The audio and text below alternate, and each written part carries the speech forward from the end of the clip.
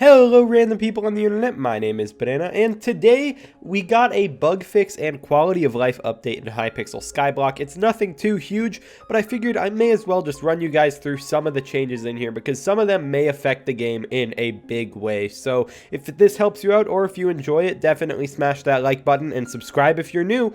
Let's get right into this update. Okay, so starting off this forum post that they made, it's just a huge wall of bug fixes.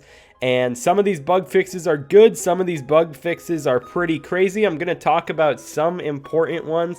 Not going to talk about all of these because, oh my god, there is so many, but not many of them are actually huge. The ones that I find notable are fixing pumpkin and melon minions not working when offline. That's a huge thing because that's the reason I'm not running melon minions on my island, because I can't be online a lot of the time, especially at night, because I'm trying to not leave my computer on all the time. So I wasn't running melon minions, and now I'm sort of sad that I wasn't, because the melon minions are going to work just as efficiently when you're offline as when you're online. Another pretty big thing that was in here is that the Hound Pet perk finder does not increase all drops anymore. If you don't know how the Hound Pet has been used in the past, I believe I have one on me. It's basically increasing the chance for an armor drop, but it actually just basically doubled any guaranteed head item drop, and people were using it to farm sludges or to farm something like fragments from dungeon runs, and it was making a good amount of money. No longer is the Hound Pet going to do that, so that pet is going back in the trash. It's pretty bad. A really big one, and I'm not exactly sure how this is working in the grand scheme because I haven't played with it yet, but they fixed tarantula and spirit boots working in dungeon danger rooms, which is what they call trap room.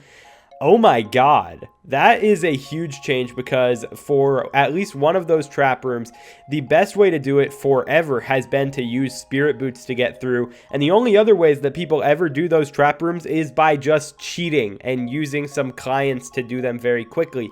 If you can't use spirit boots, that trap room is going to become much longer, and it's going to increase the length of your runs by a lot. So I'm interested to see how that change pans out. The other trap room, the one that doesn't require spirit boots, not affected by this, but that's still a huge thing. And then the last bug fix that might be pretty important is that they're making the Warp Forge command exist alongside with a scroll. And what that implies to me, no one knows this yet, because if I go to Warp Forge, I can't, because I haven't unlocked the fast travel destination. So I have to go into the Dwarven Mines, and it's going to be in the Forge recipes. There's actually going to be a new scroll. But the important thing about this bug is that the Warp Forge command has been available to literally anyone forever, and it doesn't check if you get combat tagged. Now, you're probably going to get combat tagged checked when you're going to try to warp to the Forge. So a lot of people are going to just not be able to travel as quickly as they would want to, because this is something that people use a lot when they're hopping lobbies looking for something, whether it be a good Crystal Hollows lobby or especially the Magma Boss. People will lobby hop by killing Magma Boss, coming to the Forge because it didn't combat tag you, and then going back to the Magma Boss. And seeing that get added to a scroll probably means that we're not going to see that happening anymore. Alright, now past just bug fixes, they added a couple new items. They added, as I said, the travel scroll to the Dwarven Forge.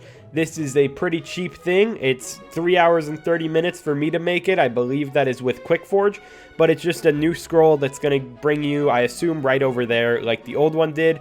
And then we also got a scroll for the Crystal Hollows. This one is, once again, not that bad. I believe that Ruby has been a bit manipulated right now price-wise, but if you just go in and mine that for yourself, it's going to take you only a couple minutes to get this, 7 hours to craft, but this is going to be cool. I'm interested to see how it works if you don't have like a pass. I really wish that they would just get rid of the pass system for the Crystal Hollows because it's pretty useless, but they added those two items to the Forge, and that's pretty awesome. Alright, the biggest part of this update, I would say, is going to be going into the Bazaar, because when you go into the Bazaar, there are a couple new categories in here. For one, cheese. Cheese is for some reason in the combat area and not the fuel area, but it is in here. Cheese is it's just cheese, you know? We also have every single goblin egg in here. This is huge for the purchasing of something like a yellow goblin omelet or a blue goblin omelet, because buying these eggs on auction was a pain, and now you can just go and buy them very quickly at the bazaar. Another thing that they added somewhere in here, if I can find it, arachnids. They added the Arachne Keeper fragment. This is also a big deal. The Arachne Keeper fragment is something that is very necessary for people who are grinding bestiary, so seeing that get added to Bazaar is a big thing. But the biggest thing for a lot of people is going to be in somewhere here. There it is. If you go to Woods and Fishes, mob drops, worm membrane is on the bazaar, baby. I don't know why it wasn't on the bazaar from the start. You need so much of this crap, and buying it from auction was a pain, and now it's on the bazaar, so you can sell it easier, you can buy it easier. It's going to be a nice market for that. One last thing that I think I missed here, Soul String got added in the Arachne area over here. So yeah, those all got added to the bazaar. Those are a pretty darn awesome, because I mean, a bunch of those items, I think the eggs, I think the keeper fragments, I think the worm membrane, all of those are amazing. Cheese and soul string, you know, I'll take it getting added. I don't see a reason why I need to buy cheese on the bazaar, but if I ever do, now I got a spot to do it. Something else that's huge, we are in the hub, we have a tree capitator, and if we break an oak log, it actually does it. Let's go, dude. It's insane. The hub was using the custom mining tech with the fatigue and stuff, and it was making you not able to do things like this very quickly, and now you can. So that is just a really nice thing for anyone who wants to get some oak collection, because oak was a bit annoying. It also applies to something like the coal mines, but I don't know why anyone would be mining over there, but that's a nice thing. Second to last quality of life I want to talk about in regards to this update is at the Crystal Hollows NPC here. You can see that a Crystal Hollows pass is now 5 hours long, and that is the same thing going for the island itself. Islands used to last 2 hours, now they last 5, and whenever you enter the Crystal Hollows, it is going to prioritize a young lobby, so you're going to be finding a lot more lobbies for you to be active in for a lot longer time. I'm very glad to see this change, because the 2-hour Crystal Hollow lobby was already short, and then they added the randomized day whenever you use F3. I believe right now, I don't know why it just says day 3. That's interesting to me, unless they removed that randomized day thing. But the Crystal Hollows is now going to be 2.5 times longer lobbies, and it's going to prioritize putting you in young ones. Another thing that got changed in the Crystal Hollows is that diorite, granite, and andesite are going to drop hard stones. So if you're mining through some weird blocks, it's not going to give you a bunch of those. It's going to get 3 fairy biomes, and whenever you enter the Crystal Hollows by warping, not the minecart track, it's going to put you at a random entrance rather than just that one jungle entrance that it warps you to the majority of the time. So that is it for in the Crystal Hollows. The last big change is going to be the enchant table.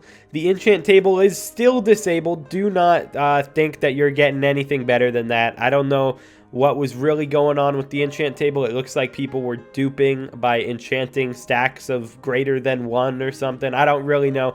They haven't fixed it, but they're doing a temporary quality of life where every single player is going to have access to /e table /enchantment table or /et. Usually this is just for people with a cookie buff, but everyone's going to have access to this now. And then this actually got buffed. This enchant table right here has max bookshelf power, so you're able to put every enchant on an armor piece or a weapon, when sometimes you wouldn't be able to do that because the enchant table was too low of a level in any other situation. So I believe that is going to be it for this patch. It is a pretty small one, but pretty cool at the same time. I think some of the changes they made here were really awesome. I'm really scared about doing trap without spirit boots on that one room, because that room without spirit boots it's just gonna suck a little bit.